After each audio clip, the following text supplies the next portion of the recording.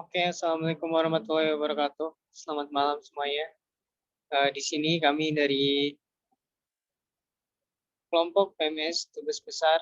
eh, Kami di sini mengangkat judul analisis pengaruh biaya dan fasilitas Institut Teknologi Kalimantan terhadap kepuasan mahasiswa. Oke, next.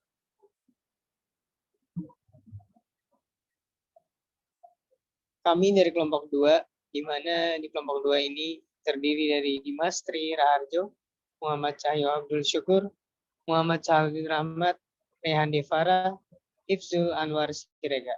Next. Oke. Garis besar topik pada tugas besar yang kami buat. Yang pertama adalah latar belakang, tinjauan pustaka, analisis data, dan yang terakhir adalah penutup. Next. Oke, latar belakang.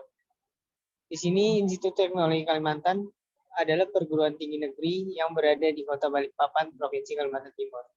Saat ini di Institut Teknologi Kalimantan terdapat 5 jurusan dan 20 program studi.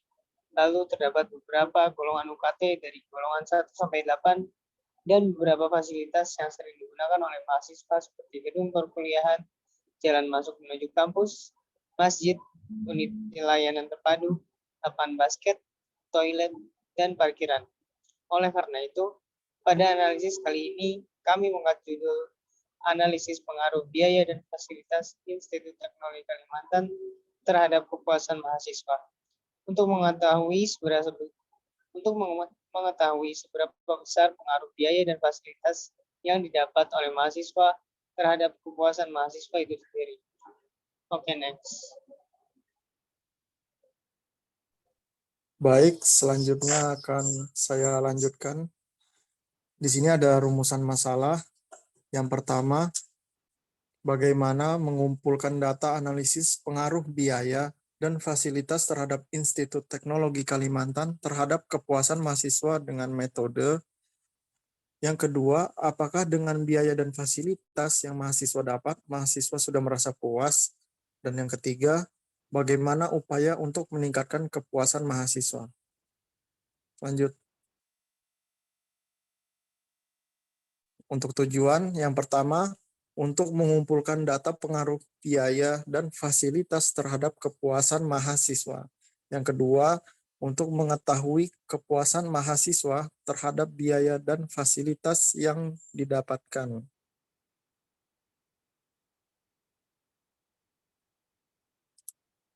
Di sini ada tinjauan pustaka. Di dalamnya terdapat analisis korelasi, analisis regresi, dan uji signifikasi parameter regresi.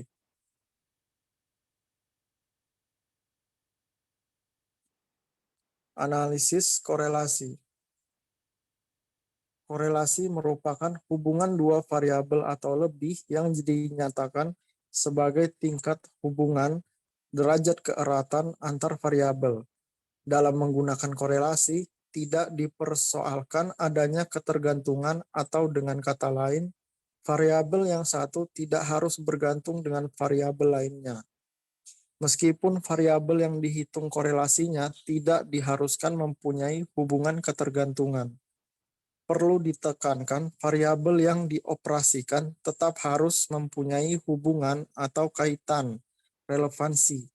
Sebaiknya tidak menghubungkan variabel-variabel yang jauh relevansinya secara logika. Selanjutnya akan dilanjutkan teman saya. Oke, saya Muhammad Cahyo Abdul Syukur dengan NIM 11211056. Di sini ada rumus analisis korelasi sederhana, yaitu R, N, sigma XY kurang sigma X, dan sigma dikali sigma XY per akar N sigma X kuadrat dikurang sigma X kuadrat dalam kurung, tutup kurung, N sigma Y kuadrat dikurang sigma Y kuadrat.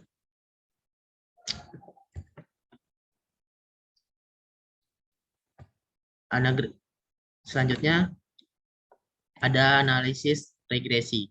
Analisis regresi adalah metode yang sangat populer di kalangan mahasiswa dan dosen untuk keperluan penelitian. Pada prinsipnya, analisis ini digunakan untuk membuat suatu persamaan yang kelak diharapkan dapat membantu pihak-pihak yang membutuhkan dalam memprediksi nilai variabel terikat dari variabel-variabel bebas di dalam persamaan tersebut. Singkatnya, keunggulan analisis regresi adalah kemampuannya dalam meramalkan atau memprediksi nilai variabel yang terikatnya.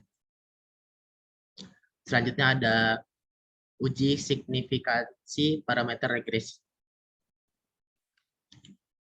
Uji signifikansi parameter merupakan metode yang dapat digunakan untuk mengetahui ada tidaknya hubungan parameter di dalam model regresi dan dapat dilakukan secara serentak atau simultan maupun parsial. Uji signifikan parameter ini dilakukan untuk mengetahui apakah taksiran parameter berpengaruh terhadap model atau tidak secara signifikan, serta mengetahui seberapa besar pengaruh masing-masing parameter tersebut. Nah, ini ada analisa. Waktu dan tempat pelaksanaan, ada deskripsi statistik, ada deskripsi butir-butir soal, ada juga analisis korelasi, metode regresi berganda, simulasi prediksi, pengujian terhadap parameter, dan uji serentak, uji parsial yang akan dijelaskan oleh teman saya.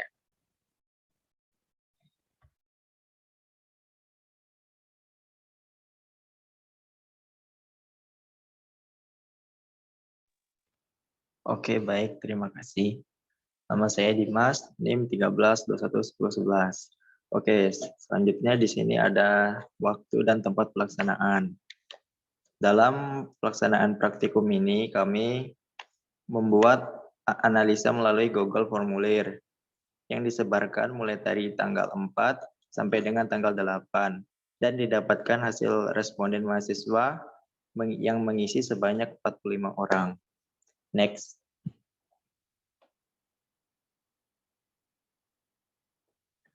Selanjutnya ada deskripsi data statistik. Dalam penelitian ini meliputi dua variabel, yaitu persentase fasilitas yang ada di Institut Teknologi Kalimantan dengan variabel X1 dan persentase biaya UKT mahasiswa Institut Teknologi Kalimantan dengan variabel X2.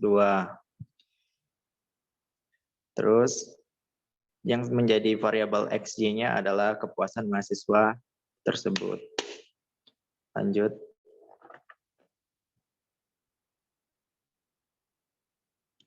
Selanjutnya ada analisis korelasi. Analisis korelasi adalah suatu cara atau metode untuk mengetahui ada atau tidaknya hubungan linear antar variabel. Apabila terdapat hubungan, maka perubahan-perubahan yang terjadi pada salah satu variabel X akan mengakibatkan terjadinya perubahan pada variabel lainnya, atau Y. Istilah tersebut dikatakan istilah sebab akibat, dan istilah tersebut menjadi ciri khas dari analisis korelasi. Analisis korelasi yang ada pada kasus kami ini adalah hubungan biaya UKT yang dibayarkan mahasiswa per semester dan fasilitas yang didapatkan di ITK dengan kepuasan mahasiswa terhadap fasilitas yang didapat sesuai dengan jumlah UKT yang dibayarkan.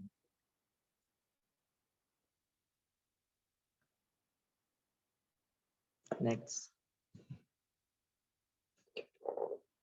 Selanjutnya ada metode regresi berganda. Model regresi berganda ini dilakukan dengan cara membentuk persamaan regresi yang digunakan untuk melakukan simulasi prediksi terkait data mahasiswa yang ingin kami analisis menggunakan lebih dari satu variabel. Di sini variabelnya ada dua, variabel X1 dan variabel X2. Sedangkan variabel Y-nya adalah kepuasan mahasiswa.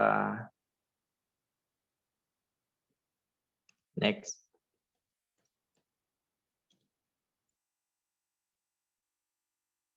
Oke, selanjutnya akan dibacakan oleh teman saya.